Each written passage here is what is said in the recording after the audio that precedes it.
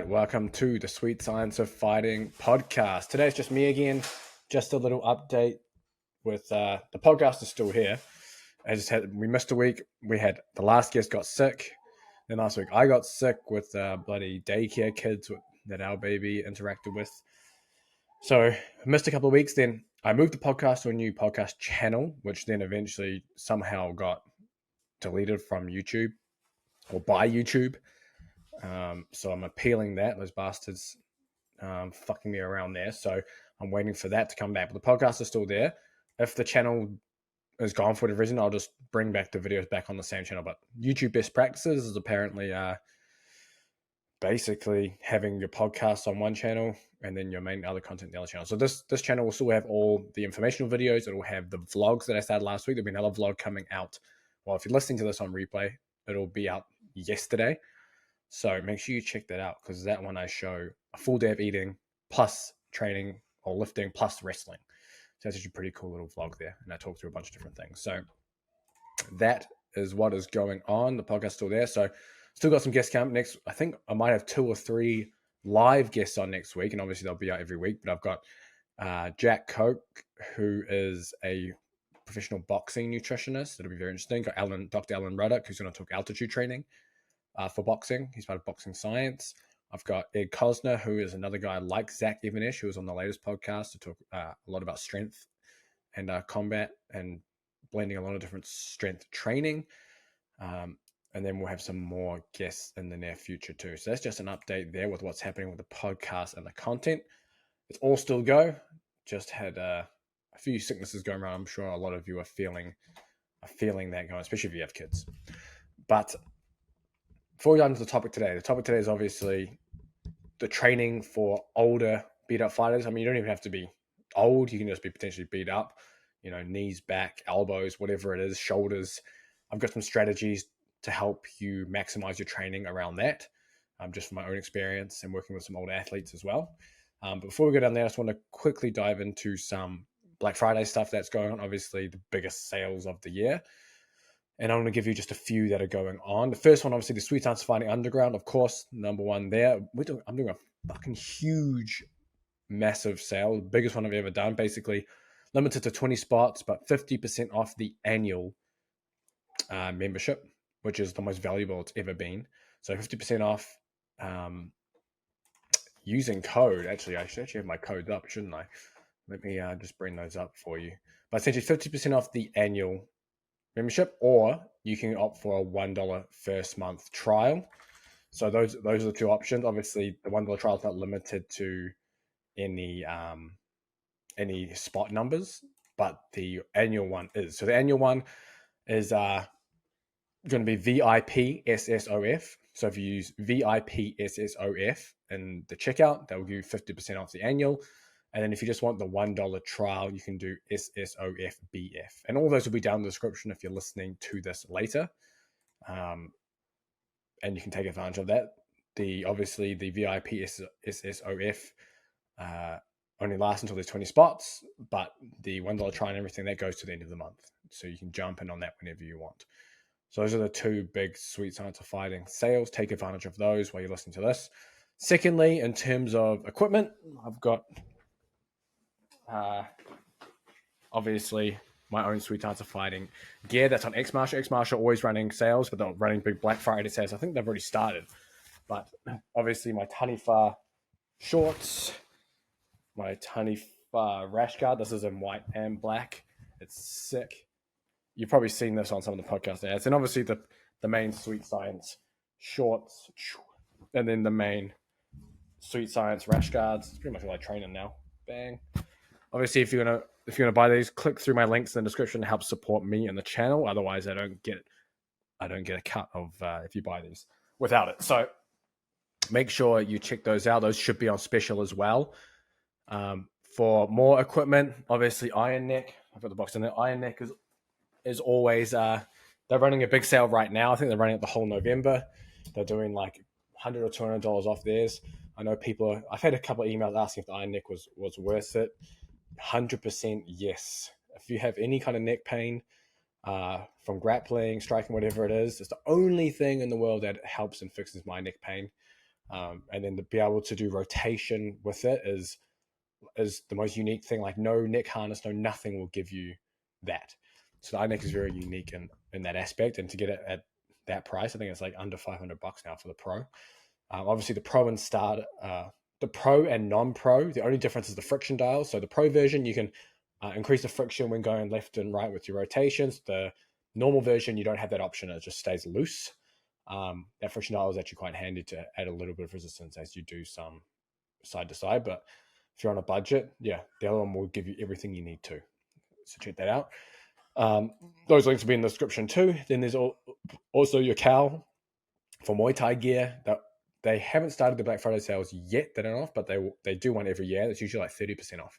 So if you're looking for new Muay Thai gloves, shin guards, all that kind of stuff, again, that link will be down in the description. The last one is BJJ More, and that's for anyone who's in jiu-jitsu looking to level up, or essentially as a white or blue belt looking to level up as a beginner. A lot of guides, they have their courses for accelerating your jiu-jitsu learning. That will also be down in the description. They're doing a big Black Friday sale. So check those out. That's everything I've got currently that I know will be doing sales. There's obviously some other companies that might be doing sales. Rev Gear might be another one with their gear. Hit and Move boxing gloves. I'm hoping they're going to do a Black Friday sale. I'm not sure if they are. And those are definitely worth it. And then, yeah, that should be it regarding Black Friday. So make sure you check all those out. Click the links in the description to help the channel. But we'll go straight into our topic, and that is the training strategies for older, beat up fighters. Now, obviously, this applies for anyone who's suffering from niggly injuries and things like that. But I've got some strategies that I've used. I mean, my body is, it feels pretty good. I can do everything currently with very little to no pain. But obviously, sometimes things get flared up, or I've done a lifetime of competing in different sports as well. So, I've got some wear and tear, and that's normal. It's just part of life and part of being competitive. And even if you're not competitive, you probably still got these things from being competitive in the past. So I've got some things that I like to do that I have been using a lot over the past few years that works really, really well for people who are struggling with some of this. And the first one is a reverse of the, I guess, session design philosophy. So typically you'll hear me talk about, okay, you should do your fast movements first and you should move towards your slow movements. So as an example, you might do your warm-up, then you might do some jump plyometric stuff, you might do some throws, you might do some loaded power movements like barbell jump squats or Olympic lifts or kettlebell swings, and then you might do your heavier movements like heavy squats, etc. If you suffer from knee pain, just other niggly injuries like that, even for the upper body like elbows and stuff like that, reverse it. So you start with your heavy strength stuff. So you do your warm-up, then you might do your heavy squat first or whatever it is. Or you might do some kind of heavy Olympic lift and then a heavy squat, something like that. After you've done that, then go and do your explosive movements. Now, it sounds counterintuitive, but I promise you, if you go from doing your heavy squats or your heavy Olympic lifts, and then you go and you finish your session with some kind of jumps or throws, your joints feel so much better.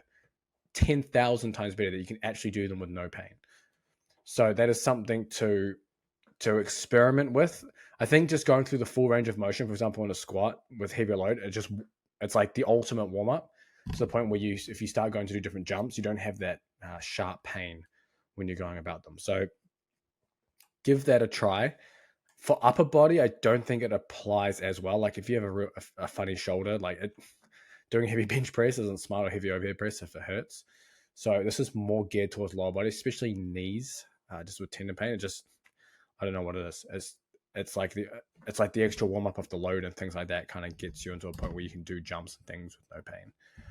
So reverse that order. Don't do your jumps, plyometric stuff in the beginning. Do them at the end if you are suffering as a combat athlete. You can also remove more high impact, I guess you could say, jumps and upper body plyometrics and opt for something that is less impactful. So throws don't have the same impact as a more intense plyometric. So you can lean more towards throws than jumps, as an example. Olympic lifts, depending on what you're doing, tend to feel okay as long as I wouldn't do the full lifts. I would do some kind of powers. Even the muscle clean and muscle snatch are really good because you don't have the impact as you move your feet and hit the ground. So those are also really nice as well. And then obviously the high pull variations are awesome because you don't have any impact whatsoever. So snatch high pulls and clean high pulls are legit power exercise. And then obviously you got like the kettlebell swing as well, which can be a great hip hinge power movement. Again, that doesn't have the impact. So you'll kind of shift, you kind of stay away more from the jumps and things like that, and you'll gear more towards the throws and maybe the heavier Olympic lifts.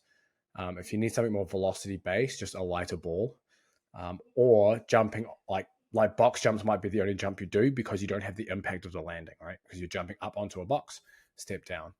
And that can be something you do instead of doing repeated jump, like vertical jumps where you land back on the floor.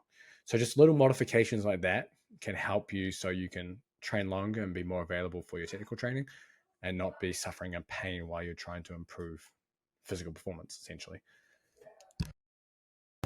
A second thing to do, what I've found is using loaded isometrics as a main strength movement works really, really well. So I was going through a period where I had some pretty bad knee pain.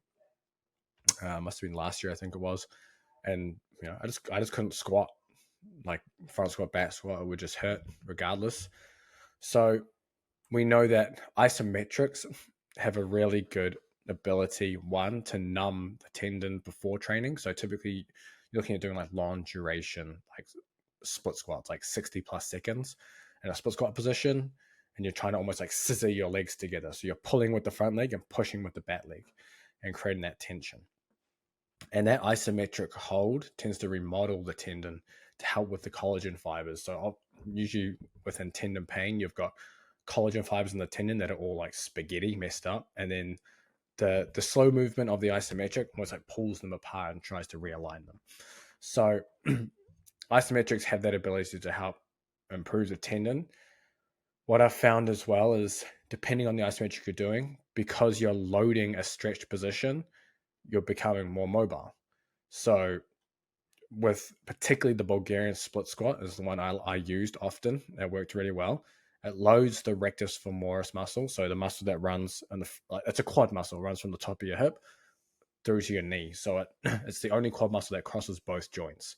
So if you're extending the hip and flexing the knee, you get a huge stretch on that muscle. So the bottom of the Bulgarian split squat stretches that rectus femoris hard. And then when you load it on top of it, it's now supporting the load in that end range, essentially improving your mobility, making it stronger, making the muscle longer. That can help potentially relieve some of that pain, especially, I won't say it's all down to this, but sometimes that tight rectus femoris can almost like pull on that knee, and you can kind of feel it during some movements. So I did loaded Bulgarian split squats with the barbell, and I'll do 20 to 30 second holds. So I'll start with bodyweight to warm up. I'd use the bar. I think I got to a point where I worked up to 50 kilos. So what's that, 115 pounds or something for 30 seconds, a couple of sets. That's brutal. That's really damn hard. So, work your way up slowly through the weeks. But even like 30 kilos, 40 kilos, that kind of thing done in a loaded Bulgarian split squat position, I found my leg size, maintain my leg size easily. If not, they look slightly bigger because you get a mad pump holding that position. But my legs were just as strong. When I got back to squatting, my legs were just as strong. And just holding that position is so powerful. And you don't even need that much load. Again, I only worked up to 50 kilos for 20 to 30 seconds for 1 or 2 sets, because I would count the sets working up as working sets once I got to a certain weight, like 40 kilos. So give that a try. It's well worth doing if you suffer from some kind of pain, and you can make that your main movement, because you can do that. And then if there's something, then after you've done that, maybe you can do some kind of single leg squatting movement. You can even do Bulgarian split squat afterwards, as if you need some extra hypertrophy or whatever it is your goal is. You can do that straight after. You're already warmed up in that bottom position. You've got load and everything. So it shouldn't hurt if you're suffering from some kind of pain there. Yes, give that a go. It's well worth trying. I think the barbell's a better option than dumbbells when you're doing the loaded ISO. You can kind of load it heavier, and it just tends to feel better. I don't know why. It just does. So give the barbell version a go, and 20 to 30 seconds, a couple of sets, and you can do whatever else you need to do in that session. Another way for upper body, you can do it with push-up, and you can do it with your hands elevated. so you can get extra range of motion. So if you have like 2 plates and you get into the bottom position, you get a big stretch on the chest and shoulders there. You can definitely do that, have load on your back, have some plates on your back, whatever it is. And you can do this exactly the same thing with the upper body. So you can, if you're suffering from some kind of elbow or shoulder pain, that will hit it good. So like, for example, I've had this funny thing with my left shoulder it just felt a little gummy. It hurt a little bit when I would do straight bar bench press. It wasn't too bad. But more recently, there's a machine chest fly at the gym my wife and I go to on Mondays. It's kind of like our date thing when we have a babysitter. But they have a machine chest fly. It's a really good one. It's an Arsenal strength one. And instead of it just being a straight incline bench, it's like an incline chest fly. But instead of it being a straight incline bench, it like curves round. So it's almost like your back is fully open, your chest can fully open. And I've been doing that for reps and getting like a huge stretch at the bottom, just trying to get the biggest stretch I can in the pecs and shoulders. With relatively light load, like 25 pounds each side. It's nothing crazy on a machine as well. And I'll do like anywhere from 10 to 20 reps on it and just get a mean burn and just get that stretch. And my shoulder feels so fucking good from doing that. So just like straight bodybuilding movements with loaded stretches, if you're old and beat up, is going to be a lifesaver for you and your joints. And I'm telling you now, if you're not doing this stuff already, you need to do it. And if you're going to do them, you should do most of these at the end of a session. The loaded Bulgarian split squat, I think you can do at the beginning as a main movement. You wouldn't do like a machine chest fly as a main movement. So you would do like, say you'll do your normal pressing or whatever it is, weighted push-ups, etc. You'll do maybe one movement and then you would do your loaded stretch. And that loaded stretch movement would be kind of like a finisher. So some options for that. The machine chest fly or chest flies in general, they're really damn good just for opening up your shoulders. I think it's good just to be in those positions as well in case you find yourself in those during your combat sport.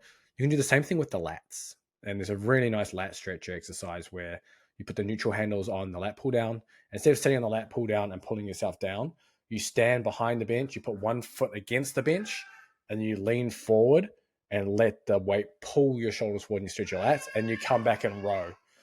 And you're going to do that, come back and row, and then you're going to come all the way forward again. Every time you do that, you get this hard stretch on the lat through the eccentric, and it's you feel like your shoulders feel so good after doing something like that. So that's one for the lats. You can also do the same thing with pullovers. So dumbbell pullovers at the end of a session to really open up the lats as well. Because remember, people say, you should be doing 2-to-1, 3-to-1 pulling to pushing, but that's bullshit. If you're biasing the lats through pulling and you're biasing the pecs through pushing, the lats attach at the front of the shoulder. So if that was such a problem, you're literally just making it worse by doing a lot of pulling and a lot of pushing. So the best thing is to do loaded stretches at the end of the session. Honestly, it feels so damn good. So lat stretches, machine flies, those are the two main ones for the upper body. We've already got the lower body one, the Bulgarian split squat. Obviously, you can do the same thing like remaining deadlift would count as a loaded stretch, especially the bottom position. You can hold that as well as an option. Seated leg curls, if you have access to a machine like that. I wouldn't advise doing too many leg curls in your training session, but there is a very good place for them before squatting as well. So first, let me touch on the seated leg curl. So the seated leg curl puts your hammies in a way bigger stretch than a lying leg curl if you're doing leg curls. Maybe you're training for mass or whatever it is as a grappler or something. So you do seated leg curl and you'll lean forward, and that top position gets a huge stretch. Really good for hypertrophy, really good for lengthening the hamstrings. But where I think the leg curl has the most value as an older beat up fighter is if you are doing some kind of lower body movement. Let's just say you're going to do the loaded Bulgarian split squat. First, you would do the leg curl. And you do the leg curl, you'll get a really good hamstring pump. 10 to 20 reps, a few sets. Doesn't have to be crazy to failure, but it can get pretty close. That hamstring pump makes your knees feel $1 million before you go and do some kind of squatting. So even if you're not doing the loaded Bulgarian isometric split squat, you could do the leg curl and then go and do squats. I'm telling you now, it makes the biggest difference doing the leg curl first before you go do squats. And that counts across the board. So if you're doing your squat first or whatever it is in that exercise, do the leg curl first and then the squat. And that's where I see the leg curl has real value when you're a little beat up, especially on the lower body. So do that first, squat or isometric Bulgarian split squat loaded, and you can get that extra range of motion there. So that's another one for the lower body. Obviously, you can do the same thing with calves and things like that. You can kind of get the load stretch there as well. You can do the same thing with the adductors, the groin. So like lying down like a butterfly with your feet together and legs open, you can put a plate on one leg and you can kind of like isometrically push up and let that weight bring your leg back down. That's another option to help lengthen that. Although it's basically mobility training. So remember, mobility training is strength training, just at long range of motion or full range of motion. So taking an approach like that, one, it will still retain all your strength. These in-range, even in-range partials or in-range isometrics are super powerful at building muscle and building strength. You don't have to train like a bodybuilder to do that, especially when combat sports is potentially your number one priority. So yeah, give that one a go. Another thing that you need to do if you are older or beat up is pause your reps when you're doing your main lift. So let's just say, for example, maybe you do bench press as part of your training routine. Don't bounce everything off your chest so quickly. Same thing with squat. Don't bounce out of the bottom so quickly. Control it down, slight pause, and then drive up. Honestly, when you start doing those pauses and really controlling it, like the joint pain just doesn't exist. So it's just about controlling that load instead of just bouncing everything and giving that wear and tear on the joints. So that's definitely worth doing. Pausing the reps. Obviously, that's not always possible. Maybe not in every training cycle, things like that. But majority of the time, do that. The other thing is to either do higher reps. So, for example, I mentioned like 10 to 20 when you're doing like chest fights and stuff like that. Or if you're doing heavier loads, stay way further away from failure than someone else. So instead of doing like 5 sets of 5, we can completely reduce the volume. So instead of doing say 5 sets of 5 at 70% of your 1RM for a squat or bench, you might only do 5 sets of 2 or 3 at the same percentage. So you're staying way away from failure, but you're going to feel way fresher. Especially as an older or beat up fighter, that's super important. Especially if you're prioritizing what's happening at technical training, that is something you can do. If you're more of a recreational, maybe fighter, you like to you're lifting to look good and be strong, etc., then you're kind of doing your combat sport, just for a bit of cardio, learning something new, then obviously it might not apply as well. You might still need to do the volume. But for someone who's prioritizing combat sports, yeah, completely drop the volume of what you're doing in the gym, and then you'll feel way better. The other things to do is try stay away from barbell movements. Typically, that's a general rule for someone who's older and beat up. The fixed bar tends to cause problems, especially as again with the example like the bench press, like the straight bar, with the shoulders and elbows can be an issue. If you have specialty bars, that's like the best thing ever. If you don't, dumbbells are probably your better option. Dumbbell bench, dumbbell overhead press, etc. for your upper body are typically better options than using the bar if you have problems in your upper body. For lower body, same thing. You don't have to squat with look, there's no hard and fast rules. The barbell is for barbell sports.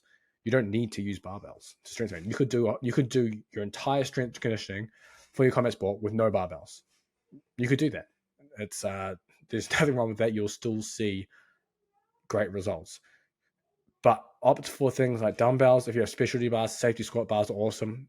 Even though thick bar is a barbell, I tend to find the thicker bar tends to be easier on the joints, probably because the loads are lighter because you can only hold so much. Thick bars, you have cambered bars that are slightly bent. Those are great for your hand position if you have it on your back and things like that. You got Swiss bars, which are awesome. They have like the neutral grips and angled grips. Those are great if you have shoulder problems when benching and pressing. These are all great options. If you don't have any of these, again, dumbbells, I would even put sandbags in there. Different weight sandbags. You can do all things. You can throw sandbags. You can carry them. You can do Olympic lifts with the sandbags. There's a bunch of, you can squat with them. You can press them, all of it. You can do a bunch of stuff with the sandbag. It's awkward, which is awesome. You develop that rugged, quote unquote, rugged strength or farm boy strength with them. Those are great options to use, especially when you're feeling a little old and beat up. Probably honestly make you feel better because you're kind of deloading all of the weight you would when you're using a barbell. So yeah, give those a try. I think that was 4 or 5 things I gave you there. If you're an older beat up fighter, again, just to recap: perform your explosive impact plyometric jumps, explosive exercises at the end of your session or after a heavy strength training movement. For example, you do your leg curl and squat, and then after that, you do your jumps and things. You feel way better doing that. Use loaded isometrics in the end ranges. For example, a barbell isometric bogey split squat in the bottom position or in the push-up in the bottom position, holding those for 20 to 30 seconds. Pause your reps, don't bounce them. Just for joint health. Use different implements within your training instead of just barbells, and you'll feel a lot better for doing that. But this was a little shorter podcast. It was just me this time. Didn't have many people joining live, but make sure I will let you guys know when hopefully the podcast channel that I created comes back to life by the YouTube deleting it. So once that comes back, I'll let you all know as well. The podcast will be on there, and the training vlogs and the informational videos will be on this channel. I've actually got a whole, I think it's like a 20+ minute video on in-season wrestling training coming up. I've also got a video on why you should train more like Sean Strickland, who spars every day. So I dive into a little bit of that for you. And I've got a bunch more videos lined up as well that will be coming out there. But hopefully you enjoyed that. Make sure you comment, like, subscribe, share everything you can to help grow this. And I will see you next week.